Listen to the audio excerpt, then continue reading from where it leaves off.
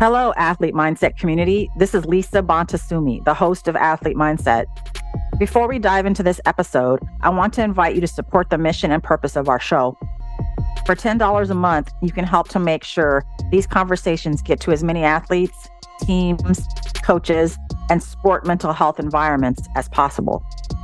As a subscriber, you will receive exclusive content and updates on current topics in athlete mental health, and you'll be directly contributing to the betterment of mental health for all athletes. Join the cause. Subscribe at sportse.io/athlete and make a difference today. Again, that's sportse.io/athlete. With your support and amplification, we can ensure more voices are heard and more individuals and communities are positively impacted.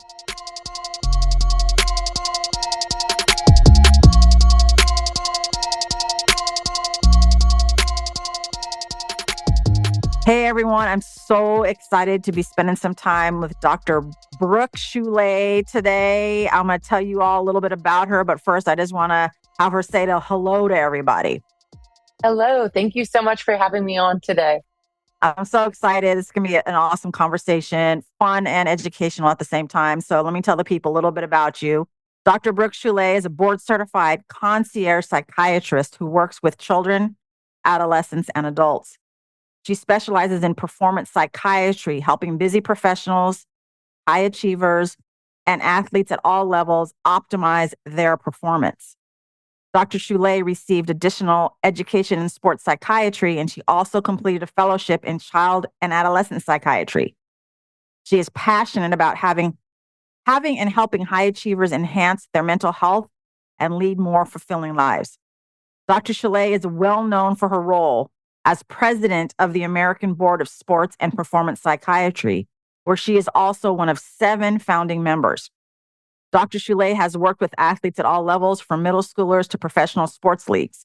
She has extensive experience working in the NBA and WNBA, as previously served as a consulting team psychiatrist for the NBA Phoenix Suns and WNBA Phoenix Mercury for over 2 seasons. I'm so happy to be here with you. This is going to be a great conversation. Yes, I've so been looking forward to today. I know, me too. Me too. So I want the people to get to know you a little bit more and more about your profession. So how would you describe the profession of psychiatry? Because I think there's a lot of misinformation, inaccurate information out there, and I just want it to come from the source, the expert source. So how would you describe the profession of psychiatry? Sure. I think that's such a deep dive in it of itself, but to keep it brief, I feel like it's really, if well done, looking at the whole person, identifying what their symptoms are, what their life stressors are, what their upbringing's been, really taking it so individualized, an individualized approach to mental health care, and providing possibly psychotherapy, otherwise known as talk therapy, and if indicated, medication. So I think really the combination of the two is what differentiates psychiatry. Yes. So you know that I'm a psychotherapist, talk therapy therapist person. What's the difference between me and you? Why would someone work with me and then possibly work with you as a team approach? Sure. So psychotherapists have such extensive training in certain types of therapy and can use several modalities, whereas psychiatrists go to medical school, and while different programs have different types of exposure to therapy, even though I went to a psychotherapy heavy program, that does not mean that all psychiatrists have extensive experience in therapy. And really, that's the difference. And certainly when someone needs a very specialized type of therapy, I 100% refer to my therapy and psychology colleagues, because there is such a need for that specialized education in different talk therapies that psychiatrists just haven't had the exposure to in general. Now, there are some psychiatrists that pursue additional training in, let's say, psychoanalytic therapy or different types of therapies, but without getting into the nitty gritty too much, I think that's the biggest difference. No, thank you for that. Yes, exactly. And just to take it to another level, what would, if I was to call you and say, hey, Dr. Brook, I have this client I'm working with, this athlete I'm working with, what would be something that I should be telling you would be a good referral? why wouldn't I be able to just go ahead and use my psychotherapy education and training? Why would I be like calling you for that? What would be a presenting issue? Sure. I think some things include possible ADHD, where an athlete's Mm-hmm. really struggling to concentrate, maybe has a history of ADHD and needs a TUE, or what's known as a therapeutic use exemption, since that is a prohibited substance in most professional leagues, Mm-hmm. the stimulants used for ADHD treatment.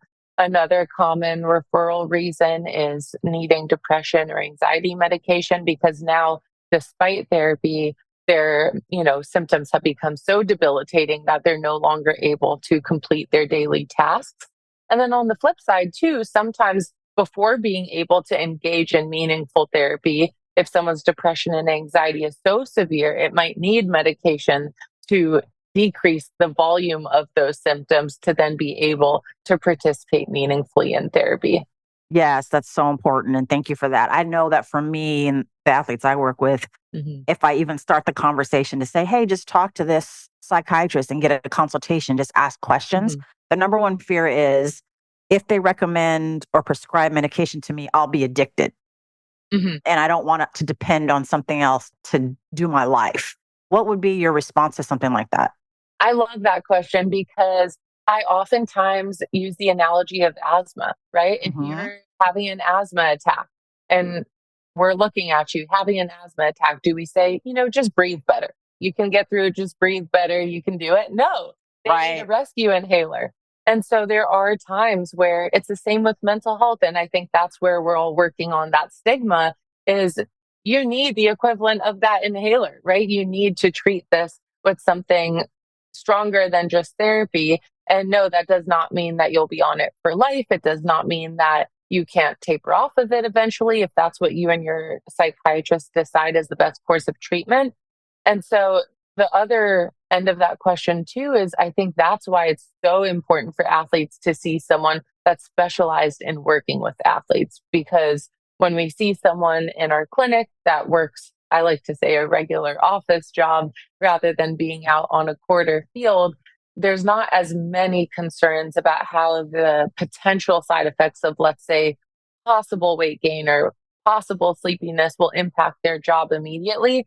Whereas in the sport world, you have to be so incredibly attentive to the possible side effects and explaining that to the athlete as that could significantly impact their performance. Yes. Yes. The side effects. Because sometimes they think like they're doing it wrong or like this isn't Yeah, helping me. Because you and I both know that the side effects are temporary and we need to kind of move through that and settle in and find the right dosage and all that. But a lot of athletes give up on that. Be like, no, it's messing me up too much. Like, what kind of right. conversation do you have with them when that comes up?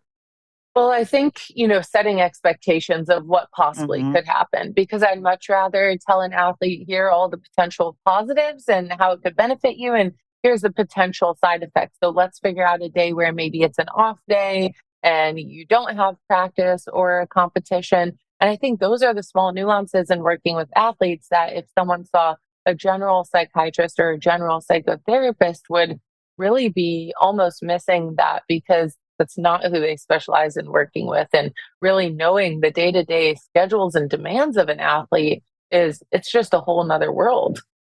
Absolutely. And obviously, you have a lot of expertise and experience in that. So it's so important to have someone like you out here helping our athletes at all levels.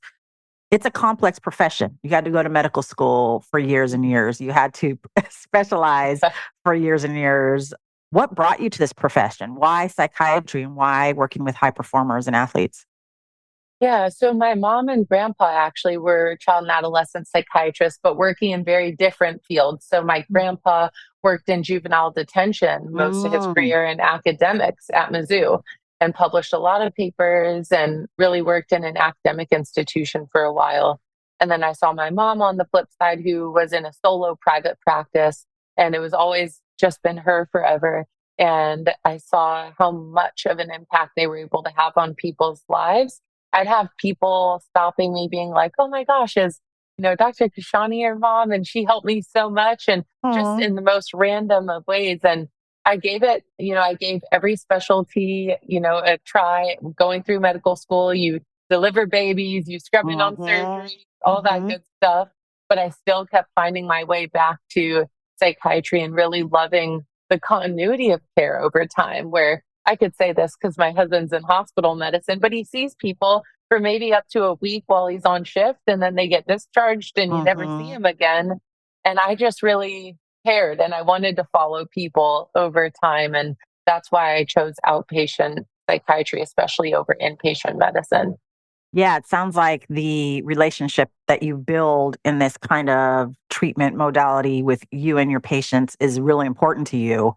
That's awesome. It's like a family tradition to be in psychiatry. I guess so.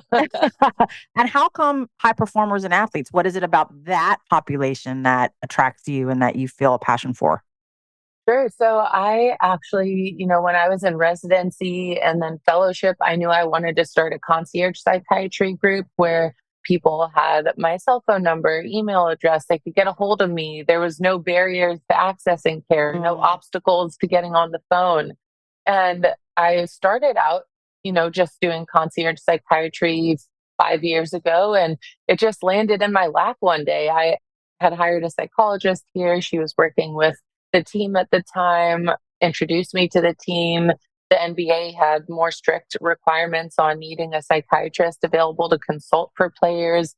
And I just absolutely fell in love with the sports world and working with athletes. And it just meshed so well with that concierge model where I am available to my patients. I don't care if you're 12 or 72 or what your profession is. I'm here and you can get a hold of me if needed between sessions. And I found that with the athletes, it's even though they know I have a medical license to uphold and confidentiality is an absolute must, I would say it took a season for people to see me around and talk to me before they were even really comfortable telling me what's going on and wanting to talk on that deeper, more clinical level. So I just found that concierge psychiatry really meshed well with athletes, whether they be active, retired, or seeing their kids. And it really kind of spun from there.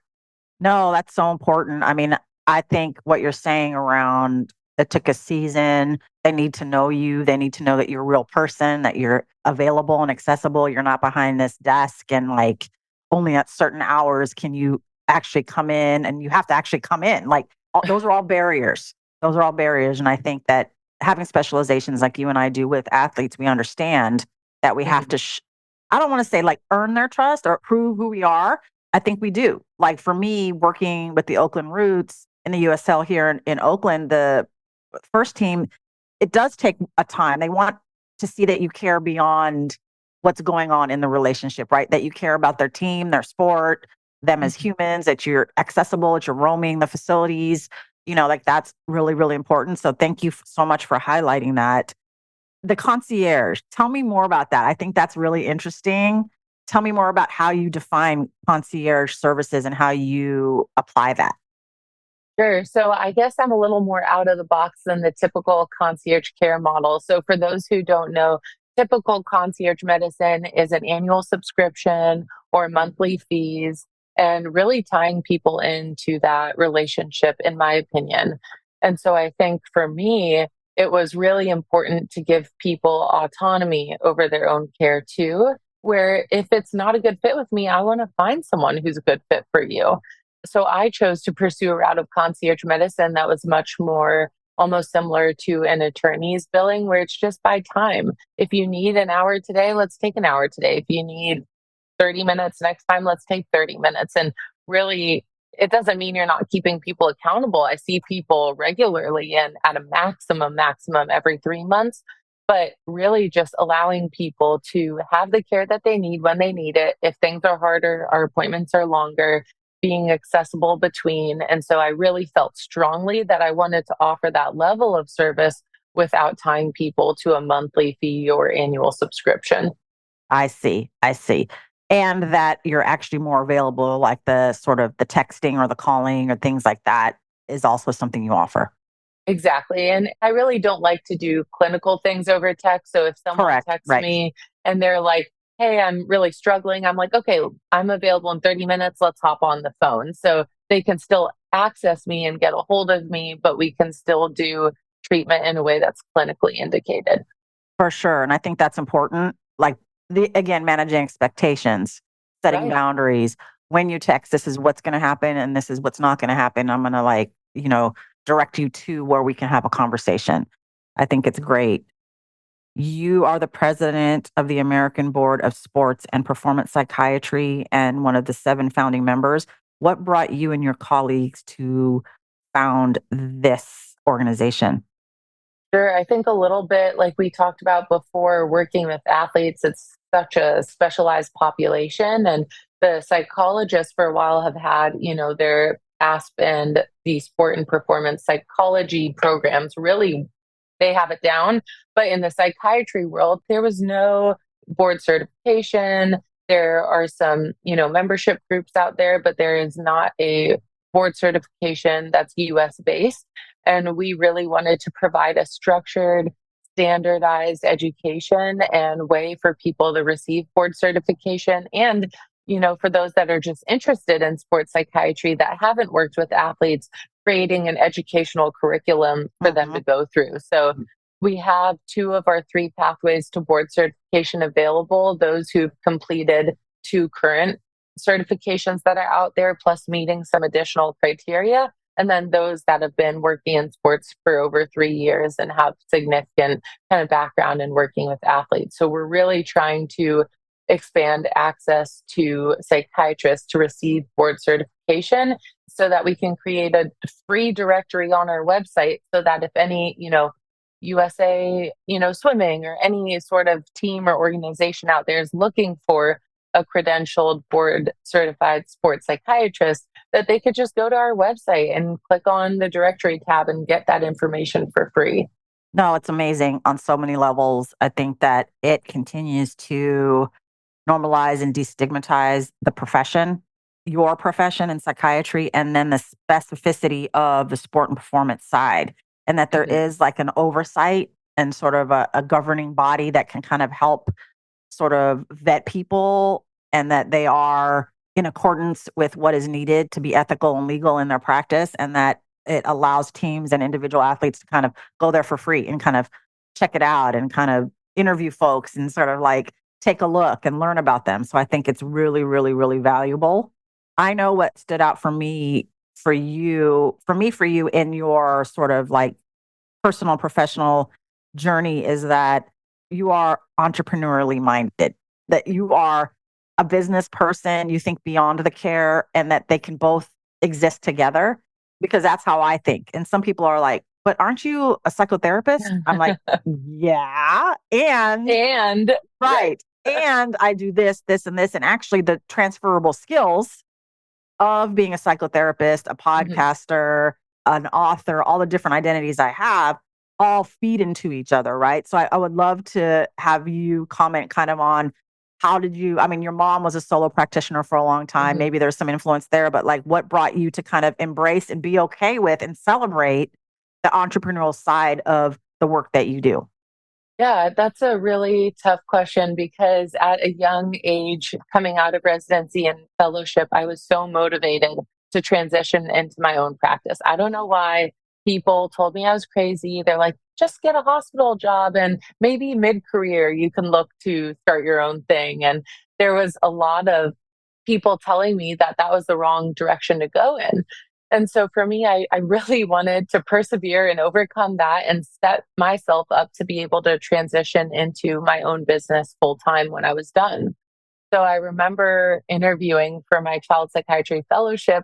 And I told the program director, I'm like, just so you know, I'm going to start a business when I'm in fellowship. I'm going to start a group in Scottsdale.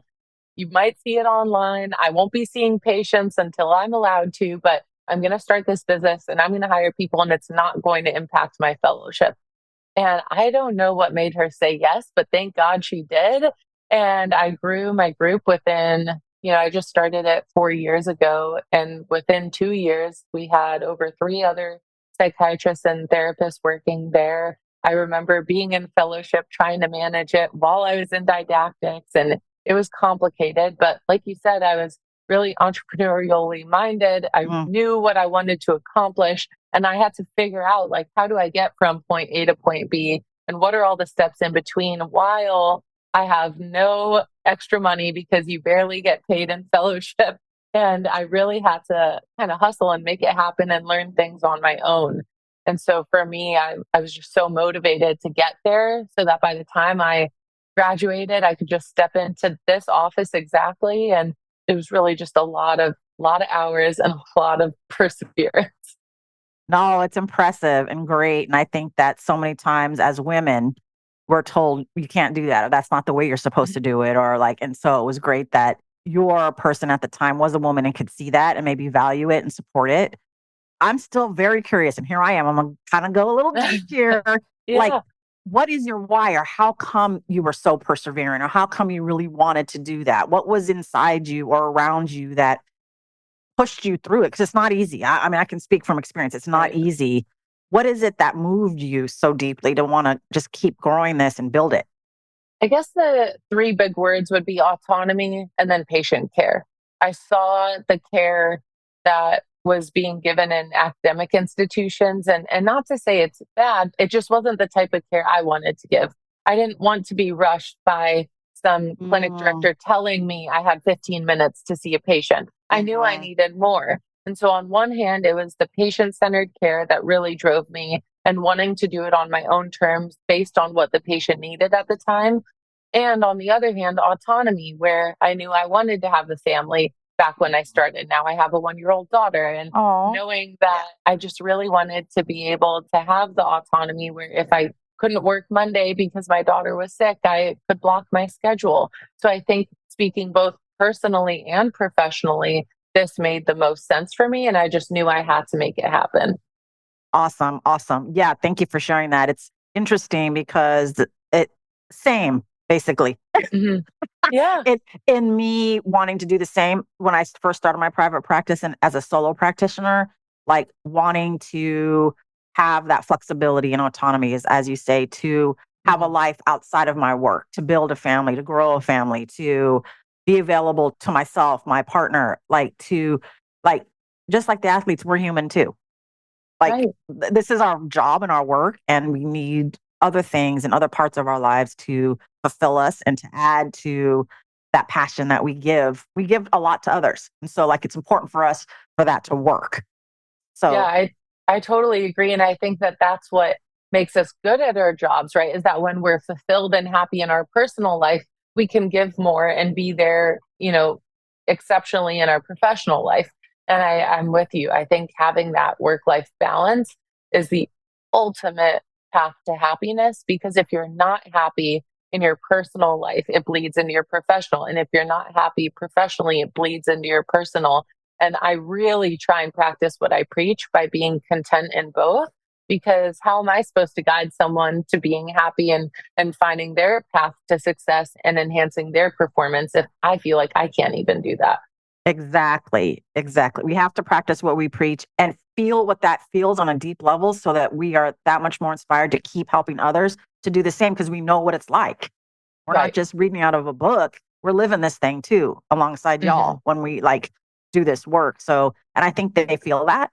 I think they Hmm. feel that and feel that it's genuine because they can sniff us out. The minute they're like, whatever, and like it's not genuine, they're going to be like, I'm not talking to you. And so we have to be. I mean, is that your experience too? I completely agree because genuinely caring, like I genuinely care. When a player moves here, their girlfriend's pregnant, I'm like 48 hours got you into an OB-GYN because I care. Like I want you to be happy. And at one point I was told to kind of stay in my lane and that that's not my job. But to me, that's just caring about another human is, being someplace new. You have to pick up and go all the time. Right. Like I wish if I were in that position that there would be someone to help me.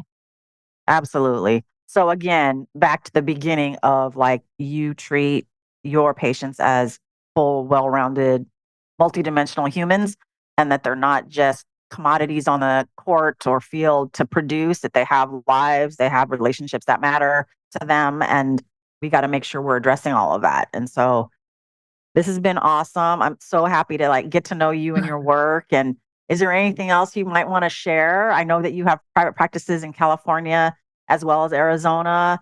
Anything else that you're working on right now that we can highlight? Right now, I am working on starting a community locally in Scottsdale called Scottsdale Professionals Collective, which is a community of attorneys and healthcare professionals that are all coming together to support each other and provide resources to one another. Because, like you said before, we go through professional school to learn our profession, and they don't teach us business. They don't teach us Right.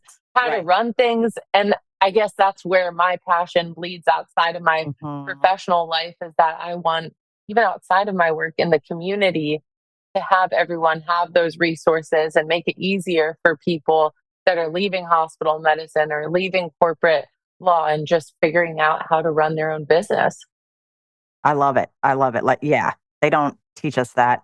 And that inherently is problematic for me because as if to say that you can't do that or you're not supposed to Mhm. do that or like stay in your lane, like you said. Like the more someone says stay in your lane to me, the more I'm gonna like go out of my lane just because that's who I am. And I think that we both have a fire in different ways Mhm. about that. Like we don't want to be hindered or like limited. And so I really impressed with that and really love that about you. And I look Thank forward you. to like our continued relationship and getting this episode out to people to have them listen in. I think it was really, really important and valuable. Thank you so much. And thank you for taking the time to have this conversation. I love getting information out to the community. And if anyone could just take away one thing from today, it's if someone doubts you or has something to say about your dreams, like silence the noise and just persevere and keep doing it. Love that. And on that, drop the mic moment. Well, thanks everybody. We'll see you next time. Thank you. Athlete Mindset is part of the CASSource Podcast Network. At CASSource, we love podcasts. In fact, we love building podcasts, everything from development to production. Because of all that, we're growing this one-of-a-kind podcast network. If you have a podcast or looking to launch a new podcast, then we should talk. You can message me on Twitter at Eric_Kaz or hit us up any way that works for you by searching CASSource on your social media app of choice. Let's talk about your podcast joining this one-of-a-kind podcast network, the CASSource Podcast Network.